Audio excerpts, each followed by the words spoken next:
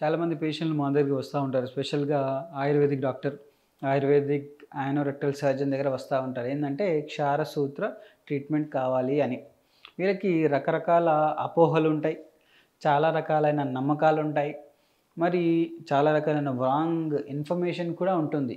ఇలాంటి విషయాలు కొన్ని విషయాల గురించి ఈ వీడియోలో మనం తెలుసుకుందాం. ముందుగా క్షారసూత్ర ట్రీట్మెంట్ అంటే ఏంటిది? క్షార అంటే ఒక ఆల్కలైన్ మెటీరియల్, సూత్ర అంటే ఒక థ్రెడ్ అనమాట. ఈ ఆల్కలైన్ మెటీరియల్‌ని మనము ఒక దారం పైన రిపీటెడ్‌గా పోసి దాన్ని మనం మెడికల్ మలద్వారానికి సంబంధించిన వ్యాధుల్లో వాడుతా ఉంటాం. దాన్నే మనం క్షారసూత్ర ట్రీట్మెంట్ పద్ధతి అని అంటా ఉంటాం. మరి చాలామంది పేషెంట్‌కి ఒక ముఖ్యమైన అపోహ ఏందంటే, క్షారసూత్ర ట్రీట్మెంట్ అనేది మలద్వారానికి సంబంధించిన వ్యాధులు అన్నిట్లో వాడొచ్చు అని అంటా ఉంటారు. కొంతమంది పేషెంట్‌లొచ్చి నాకు ఫిషర్ అయింది, క్షారసూత్ర వేస్తారా అని అడుగుతా ఉంటారు.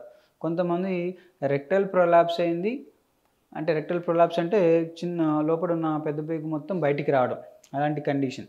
రెక్టమ్ అనేది బయటికి రావడం. ఆ కండిషన్‌లో కూడా క్షారసూత్ర వేయమని వస్తా ఉంటారు. కొంతమంది